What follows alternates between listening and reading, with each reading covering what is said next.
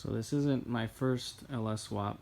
I've done probably half a dozen now, but I figured I should start documenting some of this stuff because some people might be interested in knowing what works, what doesn't, and how I do things, because it might work for them or they have the same car or something like that.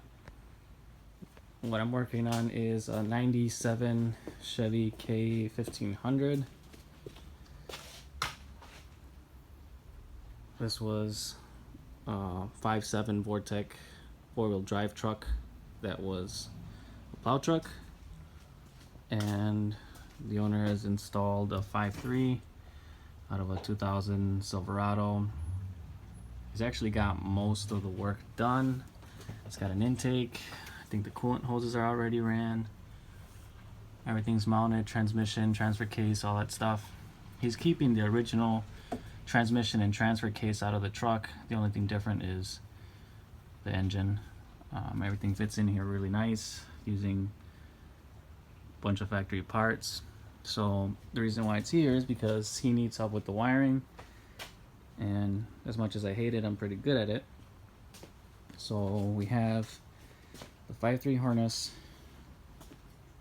Luckily he only cut these wires because he didn't know that you have to use a heat gun to remove the range switch plugs.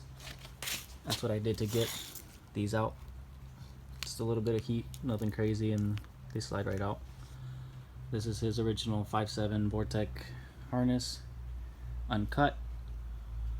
You don't really need this one. I mean, you could do a standalone harness out of the 5.3 harness, but it's not completely necessary. I mean, the easier way to go about it is to pull diagrams for both trucks and merge the 5.3 harness into this connector, because unfortunately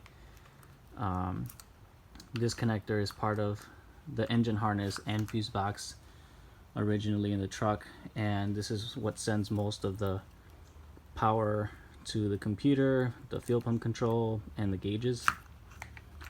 So the goal is to strip this harness down out of most of the engine connectors that no longer apply to this setup, and just leave the pins that control gauges and stuff like that in this harness.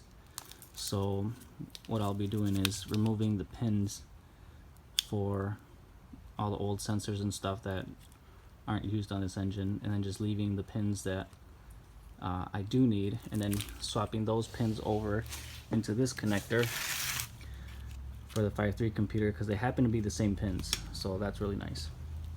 So I didn't figure out how to do this. I know how to read diagrams, which is why I'm able to do this. I got all my information from lt1swap.com, and that site is super useful.